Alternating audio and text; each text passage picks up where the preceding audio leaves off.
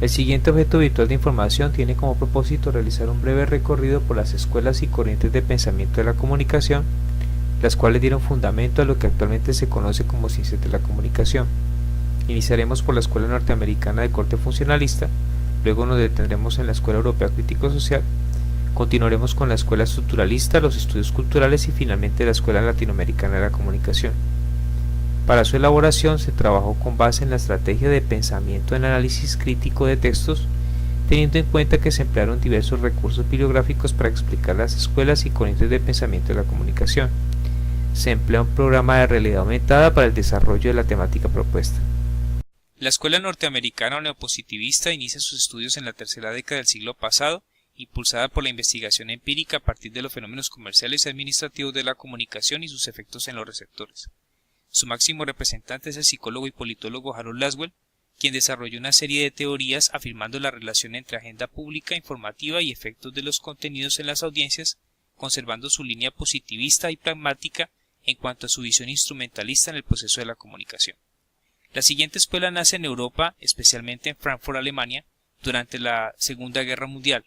Los principales exponentes de la escuela crítico-social son Max Horkheimer, Theodor Adorno, Herbert Marcuse y Walter Benjamin. Sus estudios culturales están dirigidos hacia la crítica de la cultura de masas y de oposición a estas industrias, por lo que se dan dentro de un esquema de reproducción y mercantilización como requisitos económicos, comerciales y administrativos generados por los medios de comunicación. Otra de las escuelas es la denominada estructuralista. Esta inicia sus estudios en la década del 60 y su principal exponente es el antropólogo Claude Lévi-Strauss. Esta escuela, a diferencia de las dos anteriores, se interesa por el análisis del discurso al combinar la antropología cultural con el curso de lingüística de Saussure y Jacobson.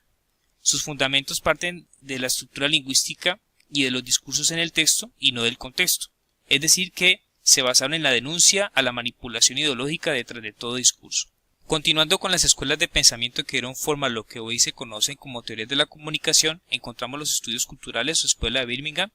quien utilizó la antropología como proceso metodológico para estudiar la manera de cómo incide el consumo cultural en la cotidianidad, especialmente la relación en las audiencias y la televisión. Sus principales exponentes, Williams, Hogarth y Thompson, trabajaron estudios relacionados con el marxismo clásico a partir de la lucha por la reivindicación, el cambio social, la cultura popular y la creación del concepto de agencia cultural en fenómenos culturales. Finalmente, la Escuela Latinoamericana de la Comunicación, quien tiene fuertes influencias de la Escuela Crítico-Social Europea, dirige su eje de estudio hacia la comunicación alternativa, participativa, humana, democrática, comunitaria y las mediaciones simbólicas.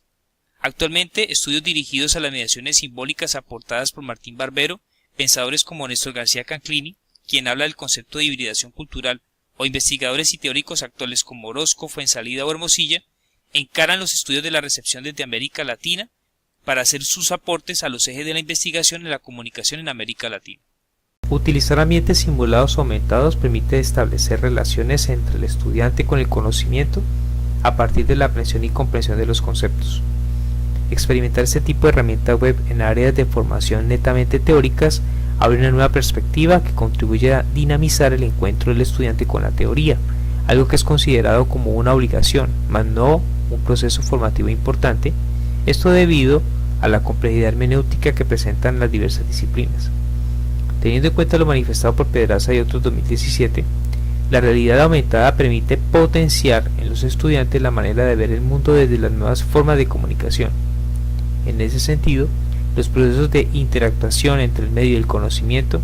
permiten desarrollar otras perspectivas relacionales con el mundo real, a partir del manejo de las herramientas web y los dispositivos tecnológicos, empleando toda esa potencialidad en sus contextos, inclusive a través de posibles soluciones a las problemáticas presentes.